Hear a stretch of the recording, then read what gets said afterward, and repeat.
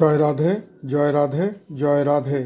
মহাপ্রভু কথা 84, গতদিনের পরের কথা। প্রভুর কথা শুনে মুরারি বলিল, প্রভু সে কি?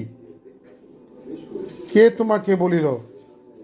প্রভু বলিলেন, মুরারি, আমি সর্বপ্রথম তোমার কাছে আমার আবির্ভাব ধরা দিয়া আমি সকল ভক্তের হৃদয়ের লালিত বাসনা জানি। ভক্ত জনেই আমার বাস।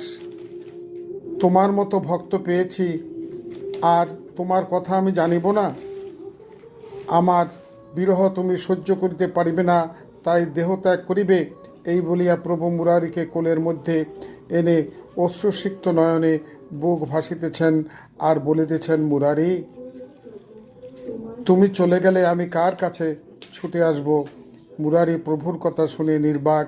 দুজনে অঝরে নয়ন ঝরতে লাগলেন। পরে নিমাইয়ের চরণে মাথা রেখে মুরারি বলিলেন, প্রভু, আমার অপরাধ তুমি ক্ষমা করো। মুরারির স্ত্রী এই দৃশ্য দেখে তিনিও নয়ন জলে বুক ভাসিতেছেন ও মনে মনে প্রভুকে প্রণাম করিতেছেন। মুরারি বলিলেন, প্রভু, আমি তোমার বিরহ সহিতে পারি না, তাই এই কার্য করিতে চেয়েছি, আমাকে ক্ষমা করে দাও। তুমি আমার মনের বাসনা পূর্ণ করো।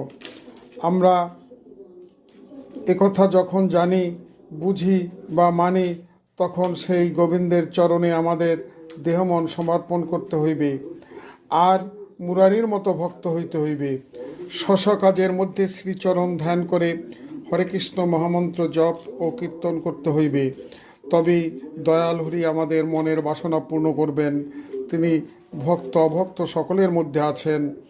এর পরের কথা গোবিন্দ কৃপা করলে আগামী দিন মহাপ্রভু কথা পর্বে বর্ণনা করা চেষ্টা করা হবে।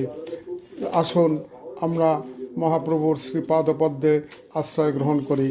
জয় রাধে, জয় রাধে, জয় রাধে।